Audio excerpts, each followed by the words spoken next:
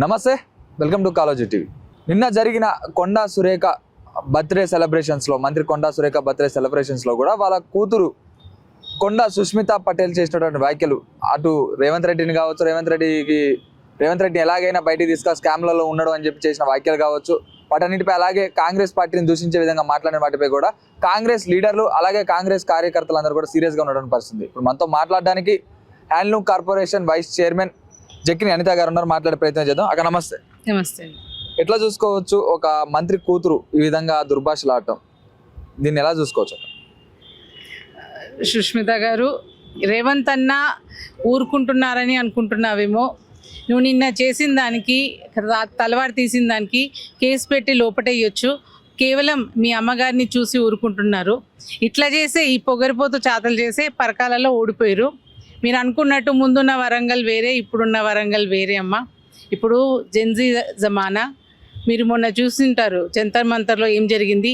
20 రోజుల్లో మంత్రి పదవి ఊడిపోయింది, మంత్రి పదవి పోయింది జెన్జీ చేసిన యాజిటేషన్స్తో. కాబట్టి మీరు ఏది చేసినా ఆలోచించి మాట్లాడండి. ఇలా ఏది పడితే అది మన రాష్ట్ర ముఖ్యమంత్రి వర్యులను పట్టుకొని ఇష్టం వచ్చినట్టు అనడం అది తప్పు. మీరు మాట్లాడే పద్ధతి బాలేదు. ఇది మొదటిసారి కాదు, రిపీటెడ్గా మీరు ఇలాగే చేస్తున్నారు. కాబట్టి ఇది మీరు మానుకోండి. దీనివల్ల మీ ఫ్యామిలీకే డ్యామేజ్ అవుతుంది. ఎన్నో సంవత్సరాల నుంచి, ఎంతో కాలం నుంచి కూడా మీరు కావచ్చు, చాలా మంది కూడా కాంగ్రెస్ పార్టీకి పనిచేస్తూనే ఉన్నారు.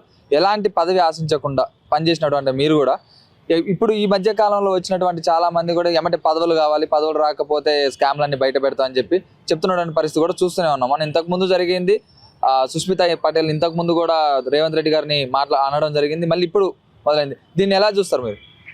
ఆమె అనేది ఎవిడెన్స్తో చెప్పమనండి. ఏది పడితే అది నోటికి వచ్చింది చెప్తే ఎలా అవుతుంది? ఏమో ఆమె చెప్పింది అలా రోడ్డు మీద పడి మీడియాని ముంగట పెట్టుకొని మమ్మల్ని బ్లాక్మెయిల్ చేస్తే టికెట్ ఇస్తారనుకుంటున్నారేమో, కానీ అలాంటిది ఏమీ జరగదు.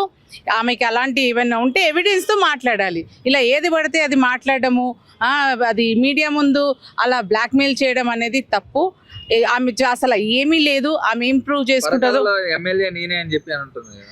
ఆమె మీరు చెప్పడం ఏంటి? సోషల్ మీడియాలో నెక్స్ట్ ఎమ్మెల్యే నేనే, పరకాల ఎమ్మెల్యే అని చెప్పుకుంటుంది. అది చాలా తప్పు. మొన్న జరిగిన సభలో కూడా సీఎం రేవంత్ రెడ్డి గారు సిట్టింగ్ ఎమ్మెల్యే గారికి మద్దతు ఇస్తున్నారు. అది తను పార్టీ లైన్లో ఉండి మాట్లాడారు. ఈమె పార్టీ లైన్ని క్రాస్ చేసి నేనే ఎమ్మెల్యే. కాంగ్రెస్ పార్టీ సభ్యత్వం ఉందా? ఆమె అసలు కాంగ్రెస్ పార్టీలో అసలు ఎలాంటి మెంబర్షిప్ లేదు. ఆమె కాంగ్రెస్ వర్కరే కాదు. అసలు ఈ ఇష్యూ గురించి మాట్లాడాల్సిన అవసరం కూడా మాకు లేదు. కానీ ఏంటంటే తను డైరెక్ట్గా సీఎం గారిని అటాక్ చేస్తుంది కాబట్టి మేము ఊరుకోము. అసలు ఈ కార్యకర్తలు ఎవ్వరూ ఊరుకోరు ఆమె చేసిన బిహేవియర్కి. అలాగే ఇప్పుడు రేవంత్ రెడ్డి వాళ్ళ తమ్ముడు 200 కోట్ల స్కామ్లో ఉన్నాడు. ఒకవేళ నేను ఇప్పుడు మాట్లాడిన మాటలపైన స్పందిస్తే ఒకవేళ ఖచ్చితంగా సోమాజిగూడ ప్రెస్ క్లబ్లో ప్రెస్ మీట్ పెడతా, రేవంత్ రెడ్డి చేసినటువంటి స్కామ్లన్నీ కూడా బయట పెడతా అని చెప్పి కూడా ఒక వార్నింగ్ అయితే ఇవ్వడం చూస్తూనే ఉన్నాం. దీనిపై మీ అభిప్రాయం ఏంటి?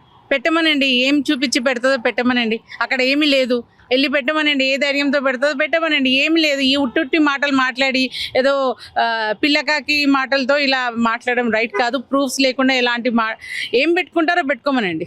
మేము రెడీగా ఉన్నాం. అలాగే అక్కడ ఎమ్మెల్యే నేనే, ఆ పరకాలలో ఎమ్మెల్యే నేనే. ఒకవేళ నీ తరపున ఎవరైనా అభ్యర్థి వస్తే నా దగ్గర ఉన్న 3 అంతస్తుల బిల్డింగ్ ఇస్తా, అందులో మీ పార్టీ కార్యకర్తలు మీరు అందరూ ఉండండి, మీ తరపున ఉన్న క్యాండిడేట్కి మీరే వచ్చి ప్రచారం చేసుకొని గెలుస్తారని చూద్దామని చెప్పి కూడా ఒక సవాల్ అయితే విసిరింది.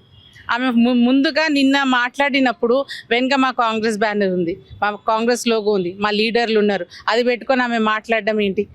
అంత ధైర్యం ఉంటే ఇండిపెండెంట్గా చేయమనండి. పబ్లిక్లో ఫస్ట్ వర్క్ చేయమనండి. ఆమె అసలు ఇండియాలోనే ఉండదు, ఎప్పుడు చూసినా బయటనే ఉంటుంది. పబ్లిక్లో వర్క్ చేసిన ఇప్పుడున్న ఎమ్మెల్యే గారు ప్రజలలో ఆయన కలిసిపోయి పొద్దున్న నుంచి సాయంత్రం వరకు అదే పనిలో ఉంటారు, పబ్లిక్ సర్వీస్లో ఉంటారు. ఈమె ఏం చేసింది? ఏమైనా చేస్తే చేయమనండి. చేస్తే ఐబీ రిపోర్ట్ ద్వారా ఆమెకి జెన్యూన్ రిపోర్ట్ ఉంటే హైకమాండ్ వాళ్ళు ఆమెనే పిలిచి టికెట్ ఇస్తారు. ఏమీ చేయకుండా నేనే క్యాండిడేట్, నేనే ఎమ్మెల్యే అని చెప్పుకోవడం ఇదేంటి? ఇది చాలా తప్పు. ఆమె మాట్లాడు సీఎం రేవంత్ రెడ్డి, నువ్వు సీఎం అయితే కళ్ళు ఏమైనా నెత్తికెక్కుతున్నాయని అంటుంది. ఆమె కళ్ళు ఆమెకి నెత్తెక్కుతుందండి. ఆమె పొగరుతో మాట్లాడుతుంది. ఆమె మాటలు చూస్తే తెలియట్లేదా ఎంత పొగరుతో మాట్లాడుతుంది?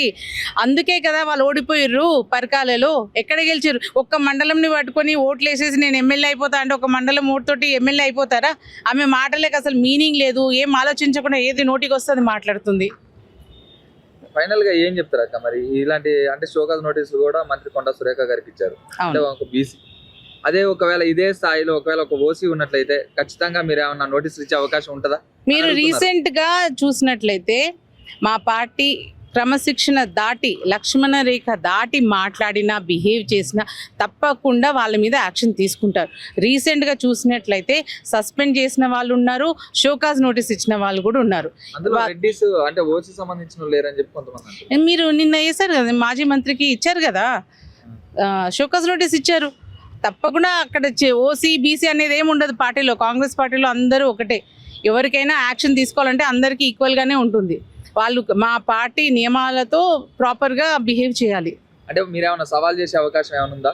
ఒకవేళ ప్రూఫ్స్ ఏమైనా ఉంటే సోమాజిగూడ ప్రెస్ క్లబ్కి వచ్చి ప్రెస్ మీట్ పెట్టు, రేవంత్ రెడ్డి చేసిన స్కామ్లు కావచ్చు, వాళ్ళ తమ్ముడు చేసిన స్కామ్లు ఏమైనా బయట పెట్టమనేది అంత ఆధారాలు ఉంటే పెట్టమని చెప్తారా? పెట్టమనండి, రమ్మనండి ప్రూఫ్స్తో. ఎస్ రమ్మనండి, ఏముంది ఆడ చూపించుకోవడానికి. పెట్టమనండి. ఉట్టి మాటలేనండి, పబ్లిక్ని డైవర్ట్ చేయడము, ఇండైరెక్ట్గా ఆపోజిషన్ని సపోర్ట్ చేసినట్టుగా మాట్లాడుతుందామె. ఏం పెడుతుందో పెట్టమనండి, చూసుకుంటాం మేము. ఏముంది? రేవంత్ రెడ్డి ఎందుకు స్పందించట్లేదు? పోయినసారి అదే అయింది, ఇప్పుడు అదే అయింది. రేవంత్ రెడ్డి గారు ఊరుకుంటున్నారంటే ఓన్లీ వాళ్ళ అమ్మగారిని చూసి చలో చిన్నమ్మాయి అని ఊరుకుంటున్నారు తప్ప ఇప్పుడు మాకు ఇన్స్ట్రక్షన్స్ వస్తే అసలు ఒక సునామీ లాగా వచ్చేసి ఆమె ఎక్కడ కనబడకుండా వెళ్ళిపోతుంది. ఓన్లీ ఏంటంటే వాళ్ళ అమ్మగారు ఒక రెస్పెక్ట్, ఒక బీసీ ఉమెన్, ఒక సిస్టర్ లాగా తను భావిస్తున్నారు కాబట్టి ఆయన ఏమీ యాక్షన్ తీసుకోవట్లేదు. ఇంకా మేము ఊరుకోలేకపోతున్నాం. మీ మాటలకి మేము ఊరుకోకుండా మేము స్పందించాల్సి వస్తుంది. అందరూ ఏమంటున్నారంటే ఒకవేళ స్పందిస్తే ఏమైనా స్కామ్ లో బయట పెట్టిద్దని రేవంత్ రెడ్డి మాట్లాడుతున్నారు. ఆమెని ఏం ప్రూవ్ చేసుకుంటుందో చేసుకోమనండి, ఏ డాక్యుమెంట్స్ ఏదో తెచ్చి ప్రెస్ మీట్లో పెట్టమనండి. అక్కడ ఏం లేదు, ఏం చూపిస్తుందో చూపించుకోమనండి. నేను బల్లగుద్ది చెప్తున్నా, 2029లో మేమే గెలుస్తున్నాము. మళ్ళీ రేవంత్ రెడ్డి గారే వస్తారు సీఎంగా. రేవంత్ రెడ్డి 2.0 #RRR రేవంత్ రెడ్డి రిటర్న్ గుర్తుపెట్టుకోండి. Thank you.